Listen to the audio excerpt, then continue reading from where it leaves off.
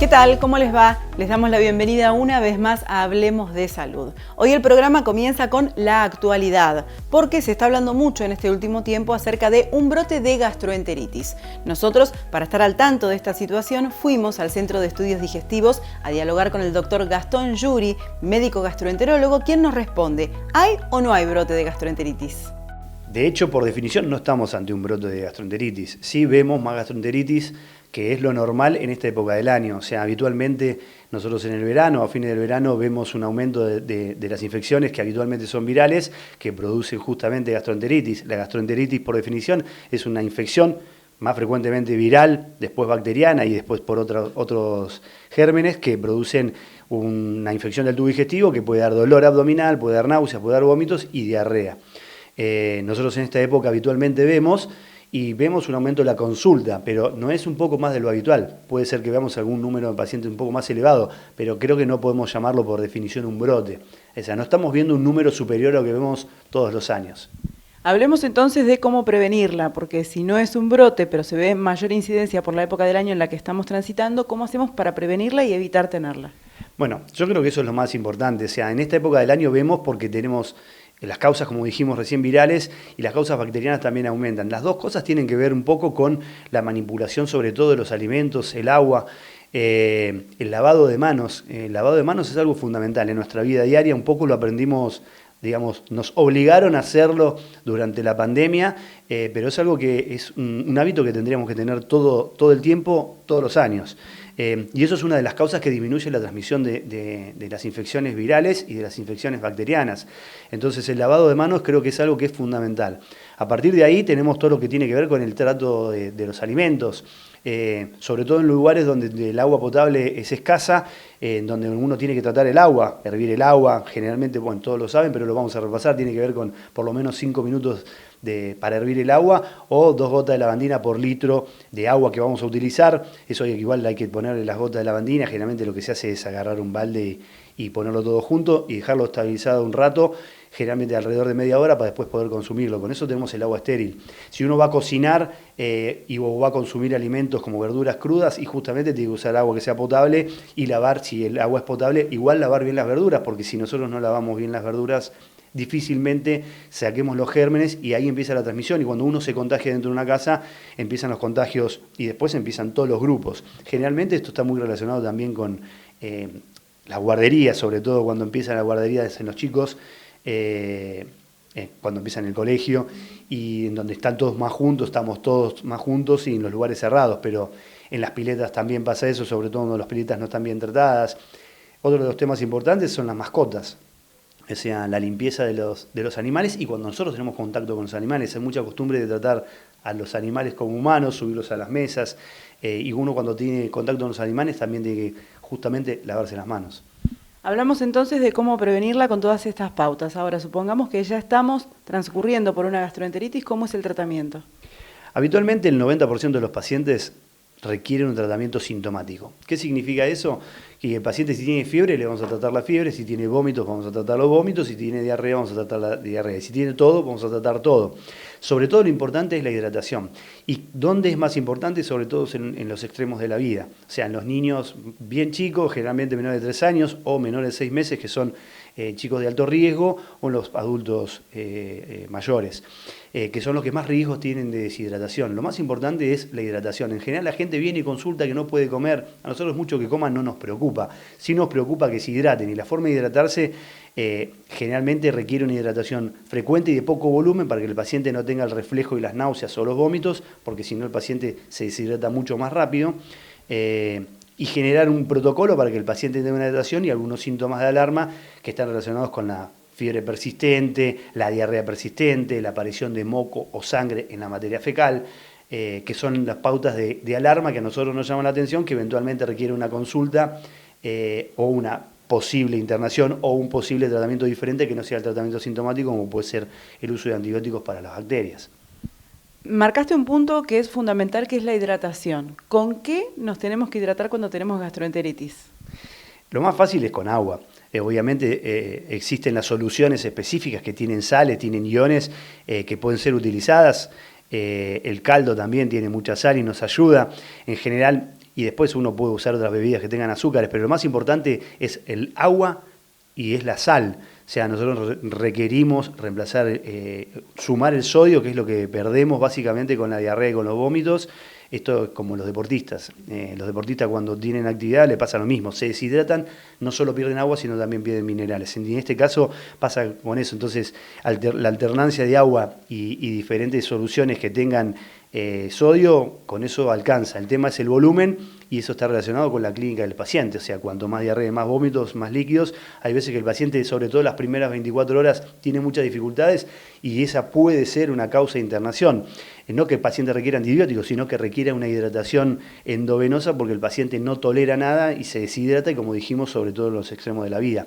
La mayoría de los pacientes pasan y cursan esto en forma autolimitada, generalmente entre las 72 horas, y lo cursan en su casa. O sea, generalmente los pacientes que requieren internación son estos dos grupos que hablamos. Si todavía no lo hiciste, te invitamos a que te sumes a nuestra comunidad en Instagram. En esta red social nos vas a poder encontrar como hablemosdesalud.tv. Búscanos, empezá a seguirnos y quedamos en contacto. En el CED queremos acompañarte en todo momento. Contamos con más de 30 años de experiencia y calidad al servicio de tu salud. Centro de Estudios Digestivos, Mitre 2951, 0223 492 1221. Nuestros afectos, lo que nos gusta, todo lo que nos apasiona, cada uno de nuestros proyectos. Para todos tus planes, tenemos un plan. En cada etapa de tu vida, te acompaña Planes de Salud de HPC. Conoce más en hpc.org.ar. HPC, hecho para cuidarte. Unidad de Cardiología Clínica, Doppler Color, Ecoestrés, Holter, Rehabilitación del Cardiópata, Ergometría Digital, TIL Test, Mapa, Prequirúrgicos a Demanda, Cardiología Infantil, 491-0024. Doctor Simón Mina, diagnóstico y tratamiento del origen de la enfermedad, tratamiento psicobiológico, consultas online y presenciales, 223-635-5032, en Capital 011-430-79609. Siviero Óptica, lentes progresivas, nitidez sin esfuerzos a cualquier distancia en un solo par, anteojos de sol y recetados. Consulte a su oftalmólogo y venga a Siviero Óptica. Jacinto Peralta Ramos, 789, 483 1439.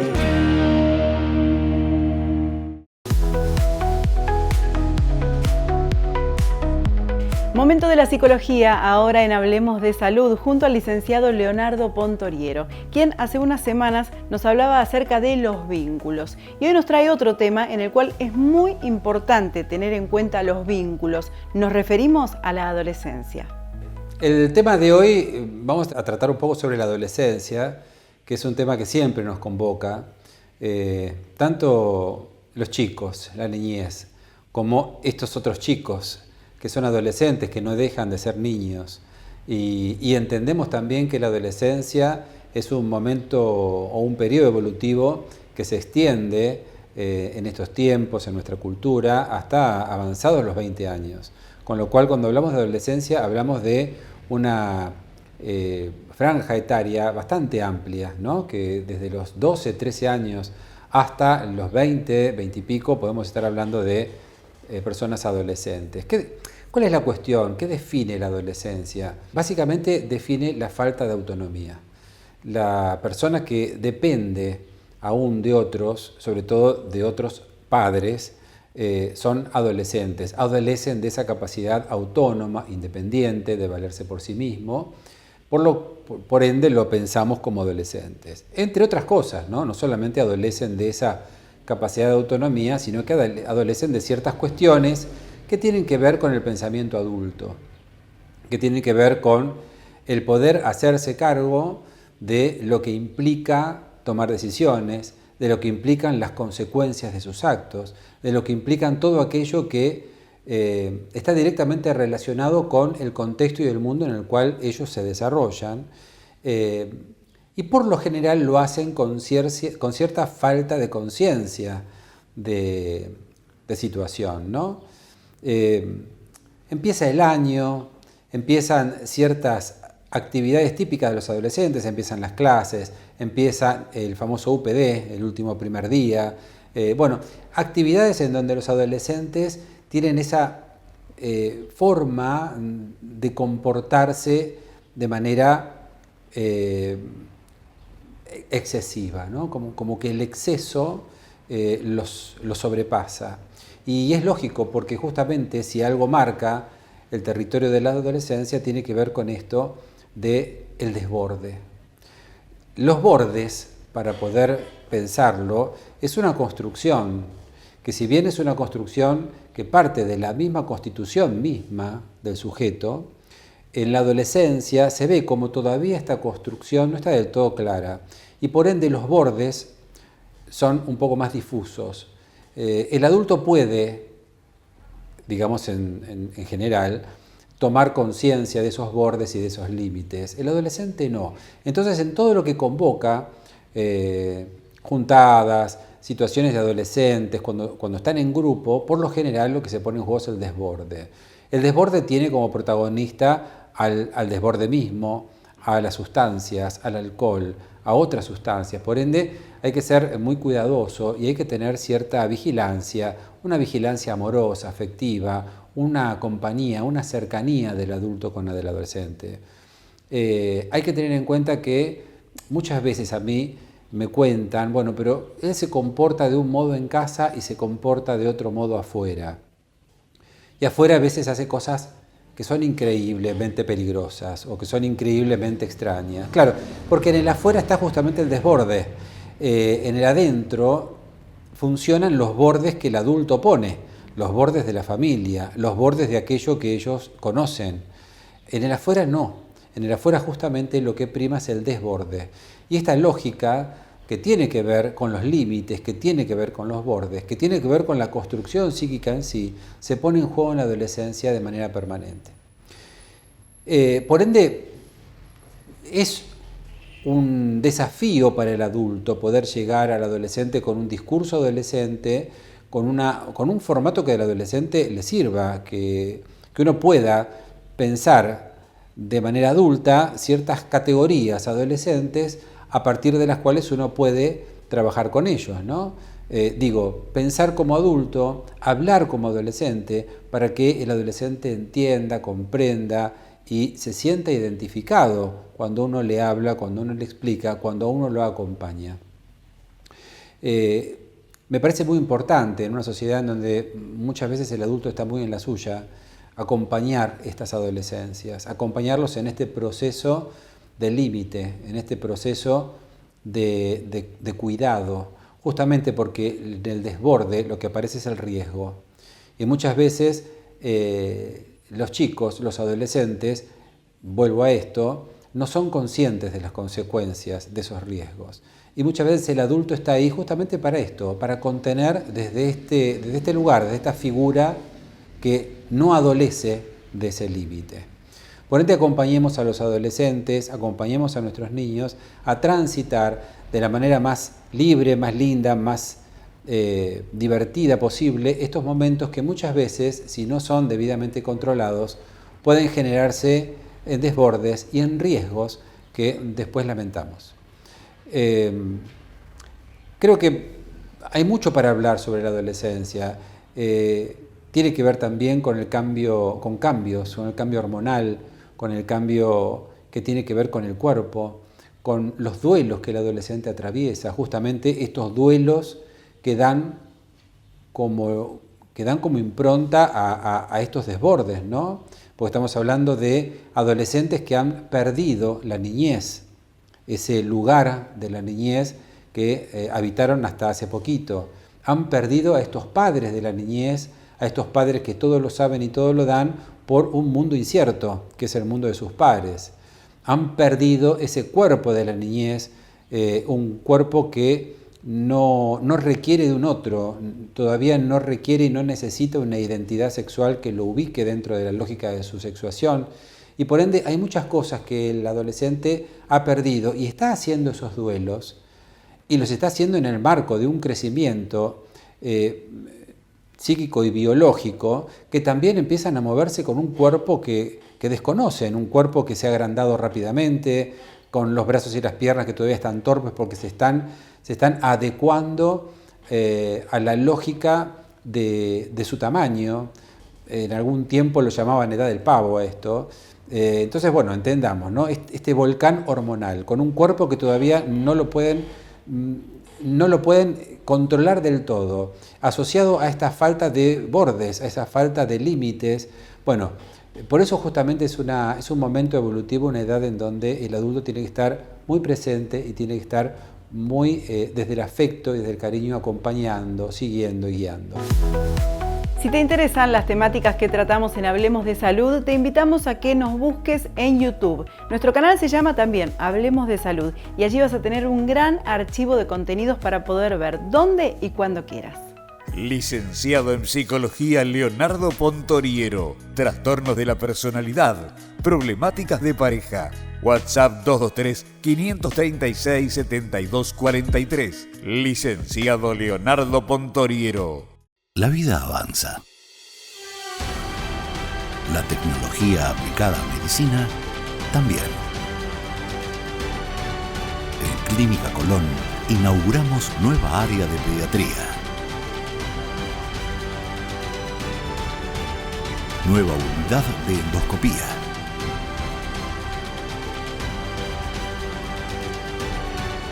Cirugía robótica. Clínica Colón, 75 años de vida. Centro de Día Plaza Mitre. Más de 12 años de experiencia avalan nuestro compromiso con los adultos mayores y sus familias, con actividades permanentes para fortalecer la autonomía y socialización. Atendemos PAMI y particulares. Córdoba 2752. Teléfono 223-628-4733. En Tandil, Farmacia Traverso, perfumería y accesorios, aplicación de inyectables, presión arterial y vacunación materno-infantil. Cuenta DNI, Bolívar, esquina Chile. En el centro de Balcarce, con vista a Plaza Libertad, La Estación Restaurant. Distinguidos platos para disfrutar en el local, hacer takeaway o solicitar para delivery. La Estación Restaurant. Chávez 540. Regálate un gran momento, solo, en familia o con amigos. Vos ya nos conocés. Forero, muebles en Mar del Plata. Amplia gama de sillones, tapicería propia, materiales de primera calidad. Trabajos a medida. Forero. Vení a conocer nuestro showroom en Avenida Colón 3056.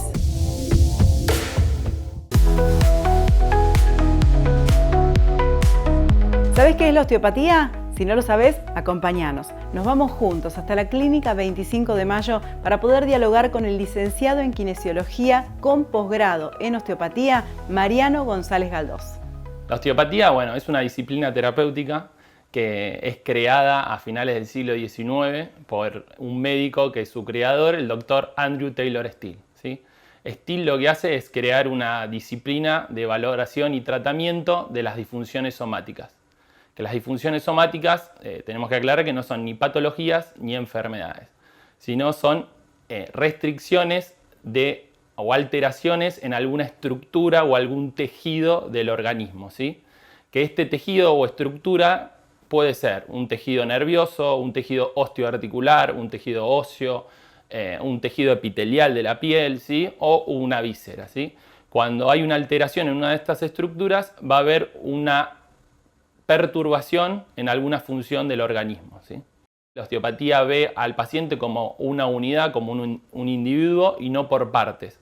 Entonces, muchas veces pasa que llega un paciente y con alguna alteración o con alguna dolencia y muchas veces dice, bueno, fui al osteópata y me atendió primero desde la parte craneal, me abordó el cráneo y después capaz que fue a donde tenía el dolor, ¿sí? Porque lo que trata uno es de trabajar en la estructura que en este caso se considera que es la afectada para recuperar esa función en el organismo que no se está cumpliendo correctamente, ¿sí?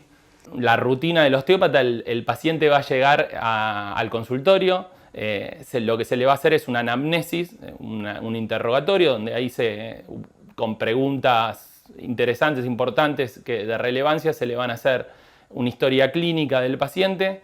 Una vez que se ve la historia, se concreta la historia clínica, se ven los estudios complementarios que el paciente puede llevar a la consulta, lo que se hace es una inspección del cuerpo del paciente. Primero una inspección estática, ¿sí? Donde el paciente a veces se lo para en una línea láser para ver si cuando está bipedestado, cuando está parado, se le ve alguna alteración postural. Después una inspección dinámica donde se le piden hacer ciertos movimientos para ver si hay algún desequilibrio osteoarticular o del organismo. Y después se le puede pedir algún test ortopédico de relevancia que es importante para nosotros. Una vez con todos estos criterios, lo que se hace es un diagnóstico osteopático, ¿sí? Que nosotros el diagnóstico osteopático lo basamos en estas alteraciones de los tejidos que vemos con alteración, ¿sí? Cuando hacemos el diagnóstico osteopático, ahí lo que hacemos es crear nuestra cadena lesional y decir, bueno, ¿cómo comenzó todo para que el paciente llegue con esta perturbación o con esta alteración?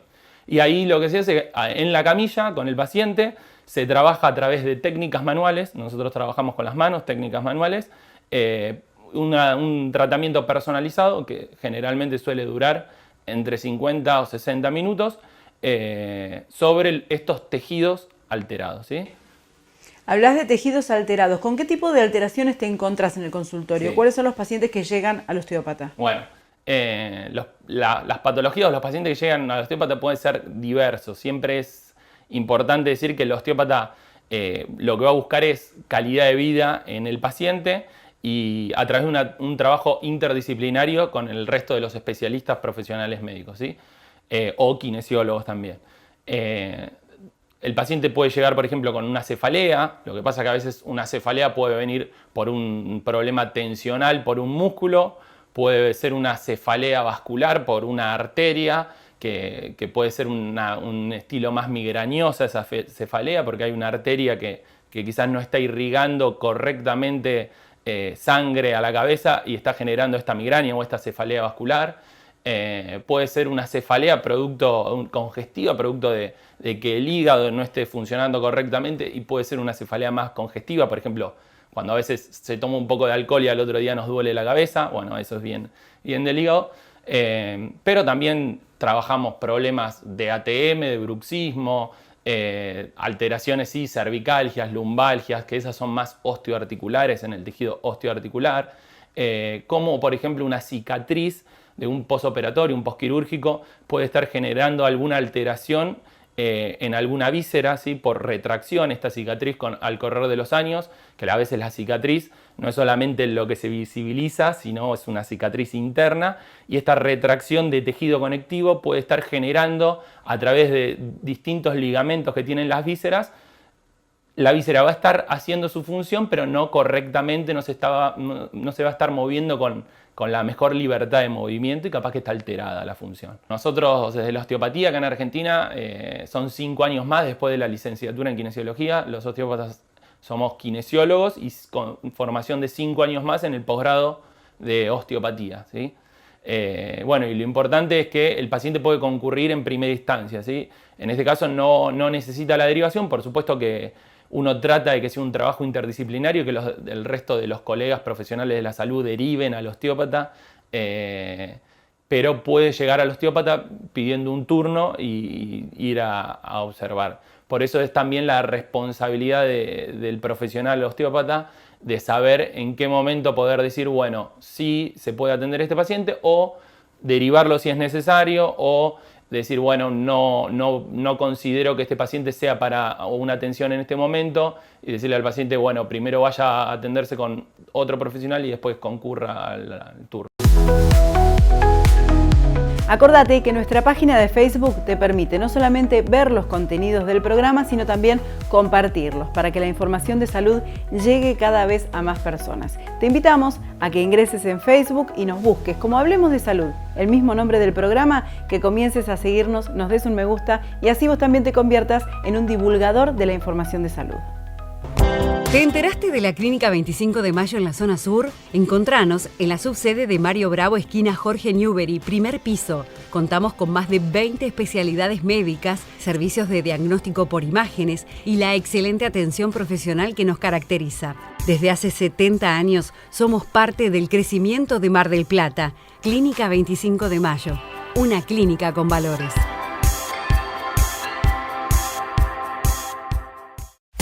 Instituto Radiológico Zona Norte. Inauguramos una nueva sede en Constitución 6779 para brindarte una mejor atención.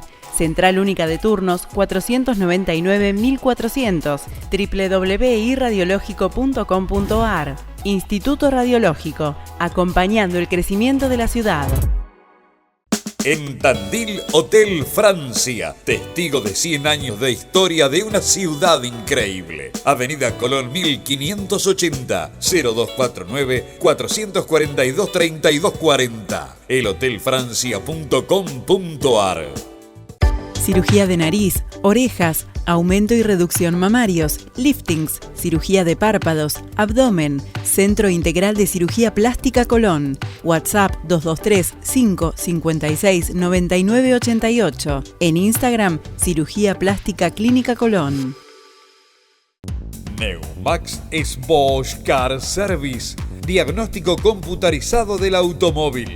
Neumax, servicios y neumáticos de Daniel Micheli. Avenida Libertad 5641.